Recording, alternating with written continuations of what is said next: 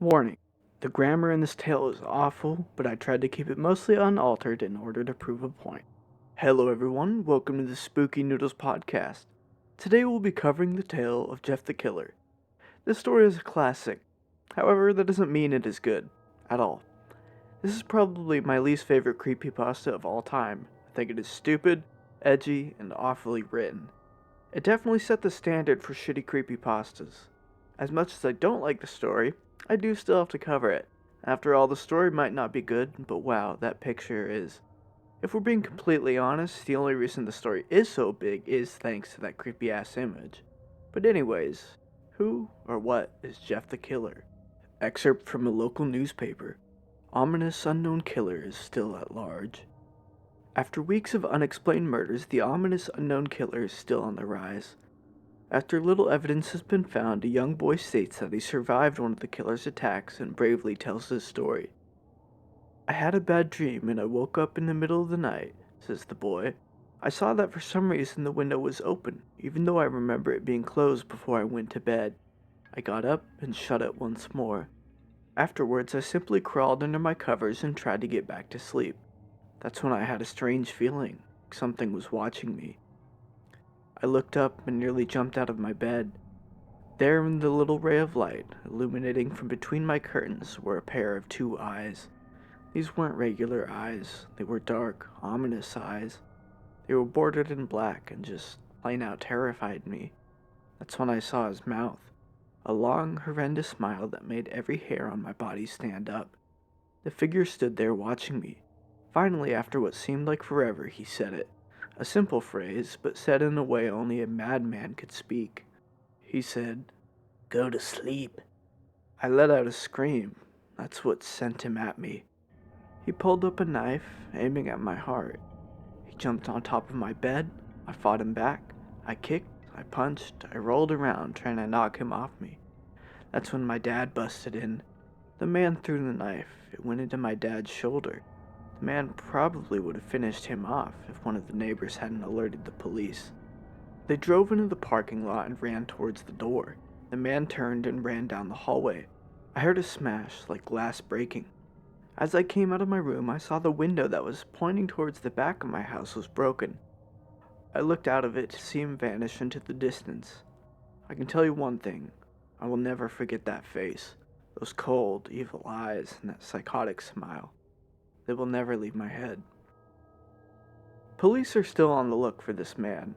If you see anyone that fits the description in this story, please contact your local police department. Jeff and his family had just moved into a new neighborhood.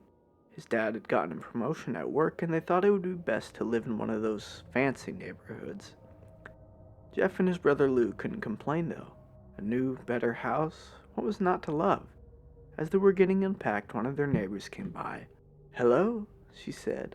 "I'm Barbara. I live across the street from you." "Well, I just wanted to introduce myself and to introduce my son." She turns around and calls her son over. "Billy, these are our new neighbors." Billy said hi and ran back to play in his yard. "Well," said Jeff's mom, "I'm Margaret and this is my husband Peter and my two sons, Jeff and Lou." They each introduced themselves and then Barbara invited them to her son's birthday. Jeff and his brother were about to object when their mother said that they would love to. When Jeff and his family are done packing, Jeff went up to his mom. "Mom, why would you invite us to some kid's party? If you haven't noticed, I'm not some dumb kid." "Jeff," said his mother, "we just moved here. We should show that we want to spend time with our neighbors. Now, we're going to that party, and that's final." Jeff started to talk, but stopped himself, knowing that he couldn't do anything. Whenever his mom said something, it was final. He walked up to his room and plopped down on his bed. He sat there looking at his ceiling when suddenly he got a weird feeling. Not so much a pain, but a weird feeling. He dismissed it as just some random feeling. He heard his mother call him down to get his stuff, and he walked down to get it. The next day, Jeff walked downstairs to get breakfast and got ready for school. As he sat there eating his breakfast, he once again got that feeling. This time it was stronger. It gave him a slight tugging pain, but he once again dismissed it. As he and Lou finished breakfast, they walked down to the bus stop. They sat there waiting for the bus, and then all of a sudden, some kid on a skateboard jumped over them, only inches above their laps. They both jumped back in surprise. "Hey, what the hell?" The kid landed and turned back to them. He kicked his skateboard up and caught it with his hands. The kid seems to be about 12, 1 year younger than Jeff. He wears an Aeropostale shirt and ripped blue jeans. "Well, well, well, it looks like we got some new meat." Suddenly, 2 other kids appeared. One was super skinny, and the other was huge. "Well, since you're new here, I'd like to introduce ourselves. Over there is Keith." Jeff and Lou looked over to the skinny kid. He had a dopey face that you would expect a sidekick to have. "And he's Troy." They looked over at the fat kid. Talk about a tub of lard. This kid looked like he hadn't exercised since he was crawling. "And I," said the first kid, "am Randy. Now for all the kids in this neighborhood, there's a small price for bus fare if you catch my drift." Lou stood up, ready to punch the lights out of the kid's eyes when one of his friends pulled a knife on him. "I'd hoped you'd be more cooperative, but it seems we must do this the hard way." The kid walked up to Lou and took his wallet out of his pocket. Jeff got that feeling again. Now it was truly strong. Burning sensation. He stood up, but Lou gestured him to sit down. Jeff ignored him and walked up to the kid. "Listen here, you little punk. Give back my bro's wallet or else." Randy put the wallet in his pocket and pulled out his own knife. "Oh? And what will you do?" Just as he finished the sentence, Jeff popped the kid in the nose. As Randy reached for his face, Jeff grabbed the kid's wrist and broke it. Randy screamed and Jeff grabbed the knife from his hand. Troy and Keith rushed Jeff, but Jeff was too quick. He threw Randy to the ground. Keith lashed out at him, but Jeff ducked and stabbed him in the arm. Keith dropped his knife and fell to the ground screaming. Troy rushed him too, but Jeff didn't even need the knife. He just punched Troy straight in the stomach, and Troy went down. As he fell, he puked all over. Lou could do nothing but look in amazement at Jeff. "Jeff, how'd you—" That was all he said. They saw the bus coming and knew they'd be blamed for the whole thing, so they started running as fast as they could. As they ran, they looked back and saw the bus driver rushing over to Randy and the others. As Jeff and Lou made it to school, they didn't dare tell what happened. All they did was sit and listen. Lou just thought of that as his brother beating up a few kids, but Jeff knew it was more. It was something scary. As he got that feeling, he felt how powerful it was, the urge to just hurt someone.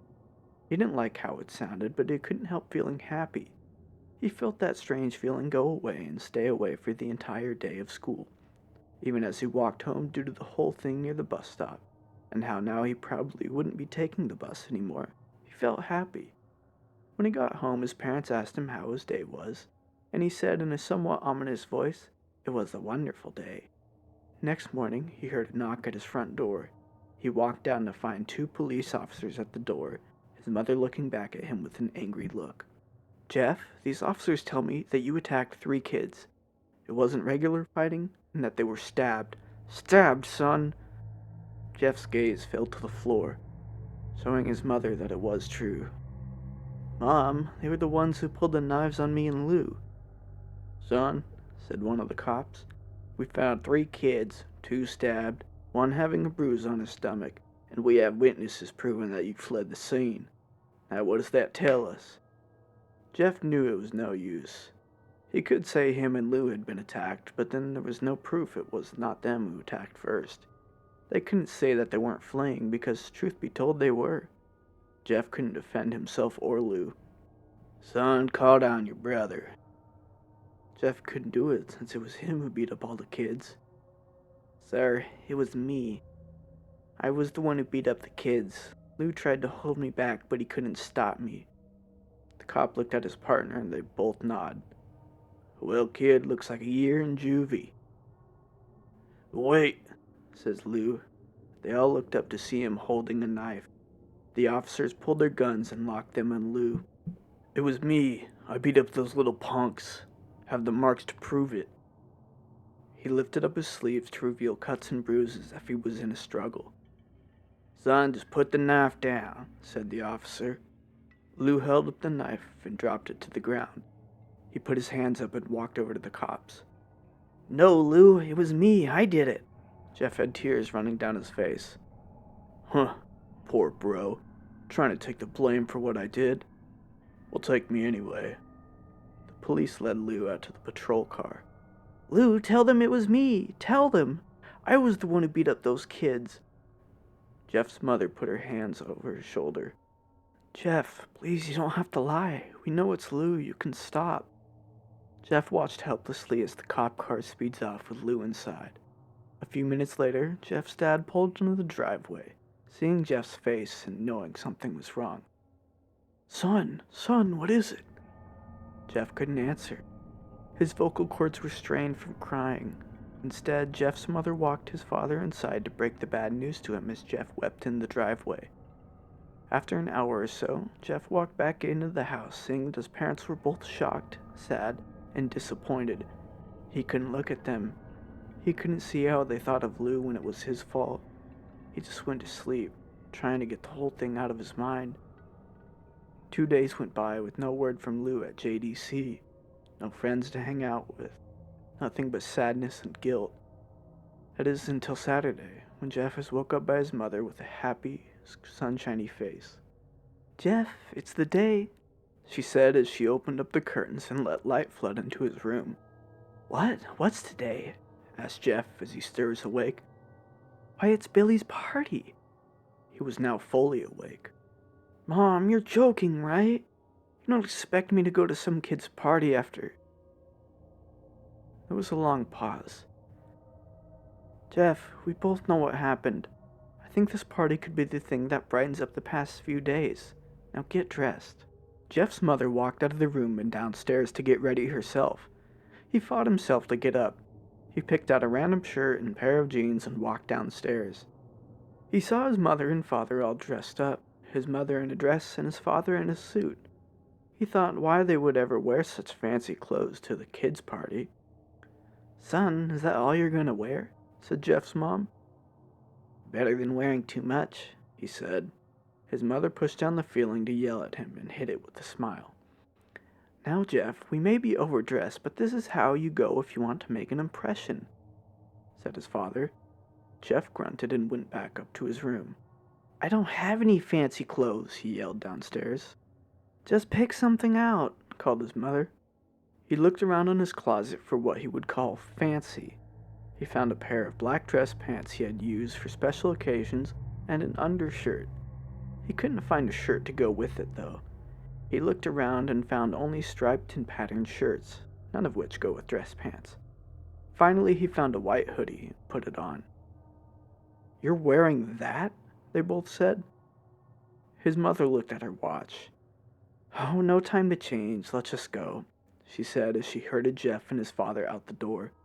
They crossed the street over to Barbara and Billy's house.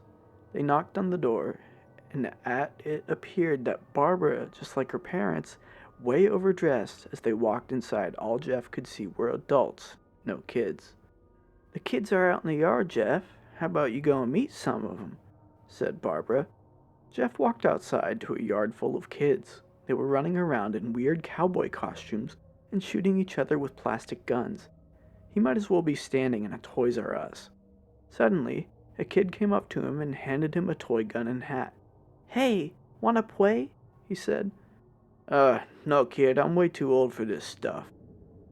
The kid looked at him with the weird puppy dog face. Please, said the kid.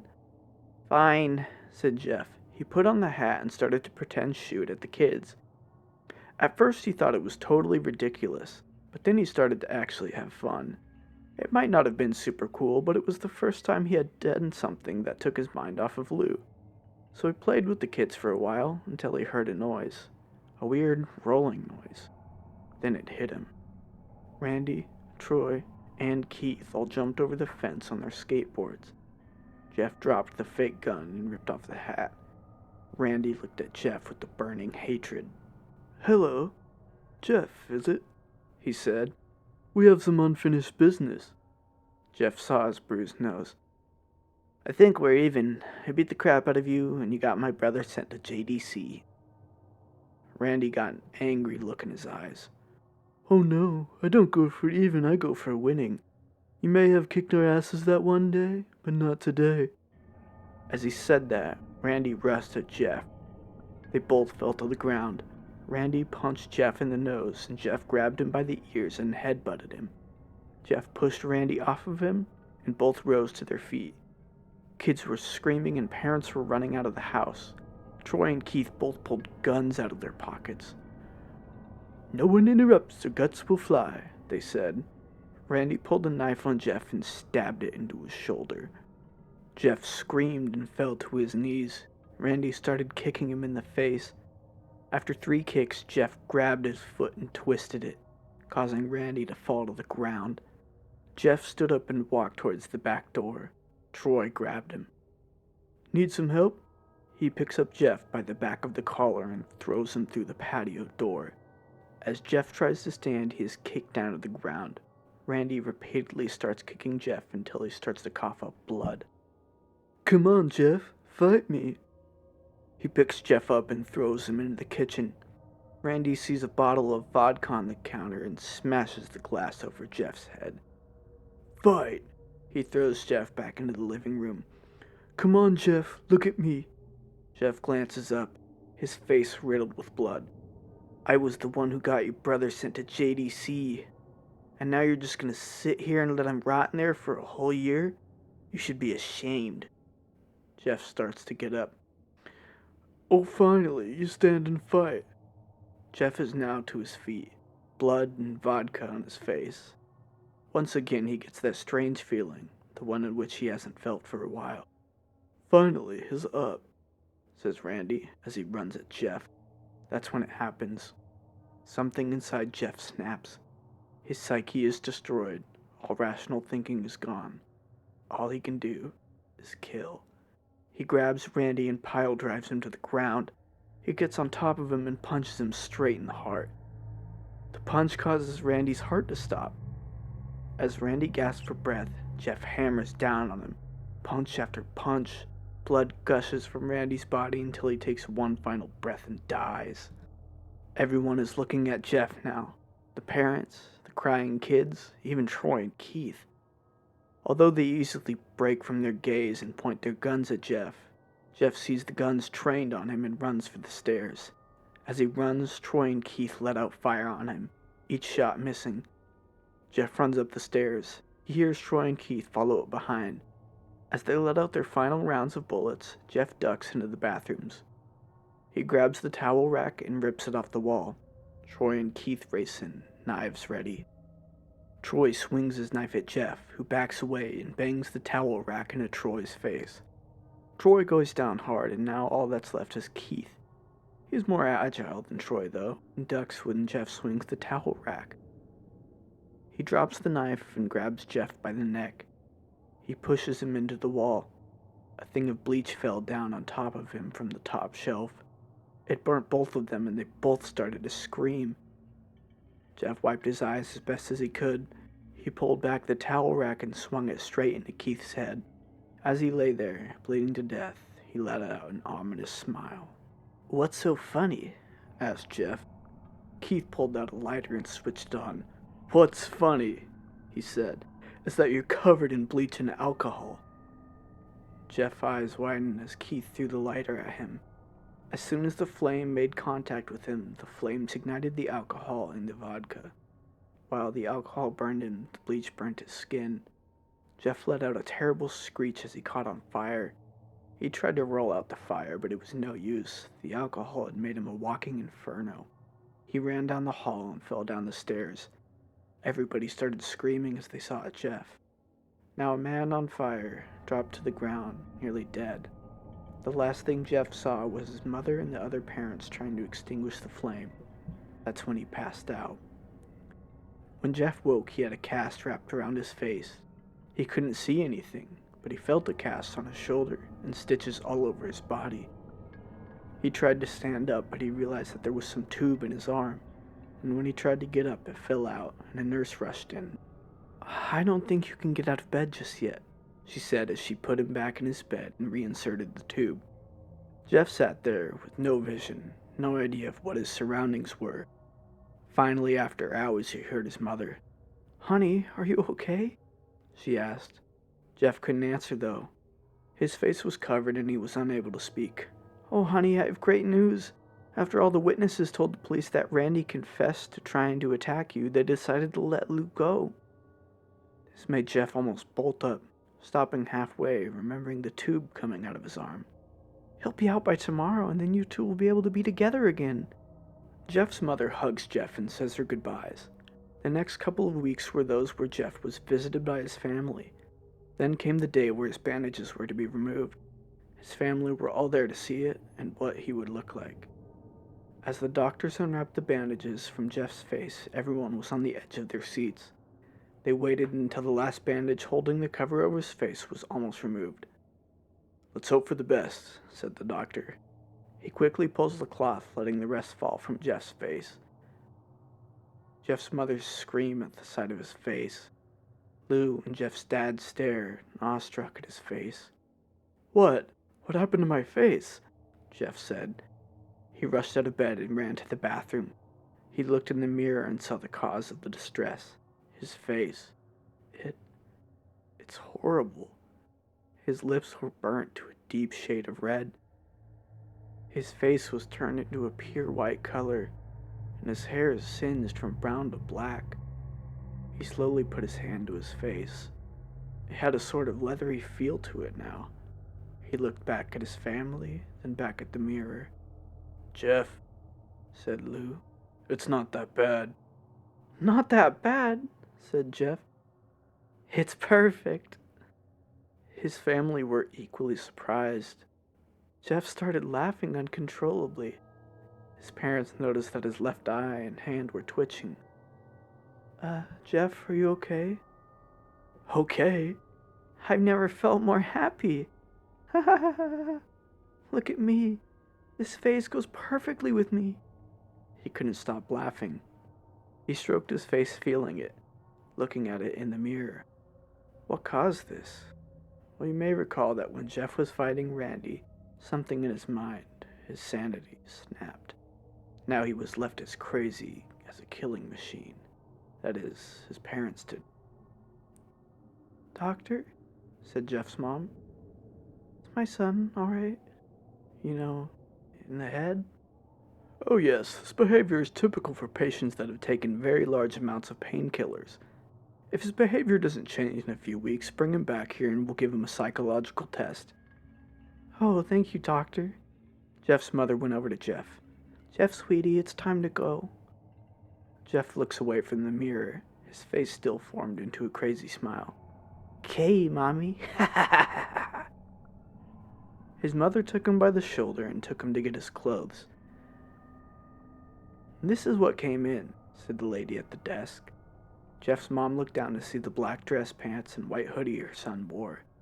Now they were clean of blood and now stitched together. Jeff's mother led him to his room and made him put his clothes on. Then they left, not knowing that this was the final day of their life. Later that night, Jeff's mother woke to a sound coming from the bathroom. It sounded as if someone was crying. She slowly walked over to see what it was. When she looked into the bathroom, she saw a horrendous sight. Jeff had taken a knife and carved a smile into his cheeks. "Jeff, what are you doing?" asked his mother. Jeff looked over to his mother. "I couldn't stop smiling, Mommy. It hurt after a while. Now I can smile forever." Jeff's mother noticed his eyes, ringed in black. "Jeff, your eyes." His eyes were seemingly never closing. "I couldn't see my face. I got tired and my eyes started to close. I burned out the eyelids so I could forever see myself, my new face." Jeff's mother slowly started to back away, seeing that her son was going insane. "What's wrong, Mommy? Aren't I beautiful?" "Yes, son," she said. "Yes, you are. Let me go get Daddy so he can see your face." She ran into the room and shook Jeff's dad from his sleep. "Honey, get the gun, She stopped as she saw Jeff in the doorway holding a knife. "Mommy, you lied."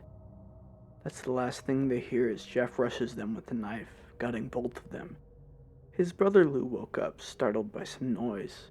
He didn't hear anything else, so he just shut his eyes and tried to go back to sleep. As he was on the border of slumber, he got the strangest feeling that someone was watching him. He looked up before Jeff's hand covered his mouth. He slowly raised the knife, ready to plunge it into Lou. Lou thrashed here and there, trying to escape Jeff's grip. "Shh," Jeff said. "Just go to sleep." Narrating this tale was awful. The constant switch between tenses and cringe dialogue was probably a little more painful than getting my face burnt off with vodka and bleach. It is also unnecessarily long. Now, this may come as a surprise, but there are a ton of people who hate this story, and a ton of people who might just hate it more than me. Surprising. Over time, the community has created many rewrites of the story of Jeff.